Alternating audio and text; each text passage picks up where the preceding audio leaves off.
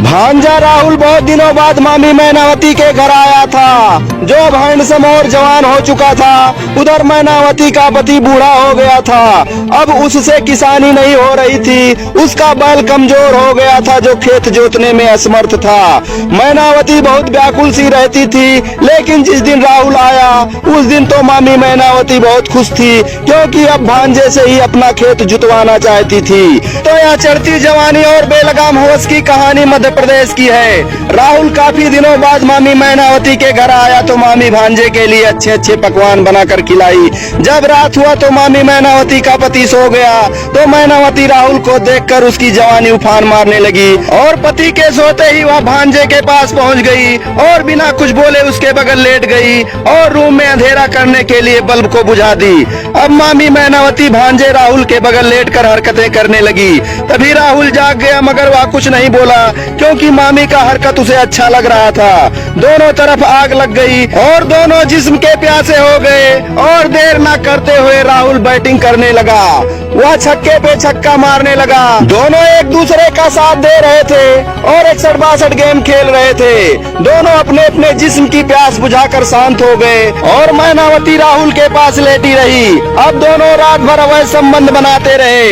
राहुल अपने 40 वर्षीय मामी से प्यार कर बैठा और दोनों साथ जीने मरने की कस्में भी खा लिए, क्योंकि मैनावती का पति उसके इच्छाओं को पूरा नहीं कर पाता था और भांजा राहुल तो उसकी प्यास बुझा दी। इसलिए मामी भांजे के साथ जीवन बिताना चाहती थी। अब मामी और भांजे का अफेयर कई महीनों तक ऐसे चलता रहा, मगर एक दिन राहुल के मामा को शक हो गया और वह अपने पत्नी को समझाने लगा, मगर वह बोली तुम शक कर रहे हो, और राहुल से फोन करके सारी बातें बता दी और बोली अगर मेरे साथ जीवन भर रहना चाहते हो, जीवन बिताना चाहते हो, तो अपने मामा को रास्ते से हटा दो। फिर दोनों प्लान बनाकर राहुल और मैनावती दोनों मिलकर पति जगदीश को रात में सोते समय मौत के घाट उतार दिया और लाश को छुपाने के लिए दूर खेत में फेंक दिया।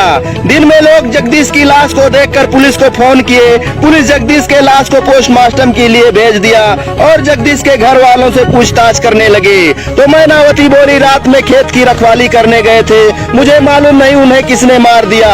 और जब पोस्टमार्टम का रिपोर्ट आया तो मौत का खुलासा हो गया। तभी पुलिस मैनावती से कड़ाई करते हुए पूछताछ करने लगी। तभी वह डरकर सारी बातें बता दी। राहुल घर पर ही था। पुलिस ने मैनावती और राहुल को पकड़कर उन्हें जेल भेज दिया।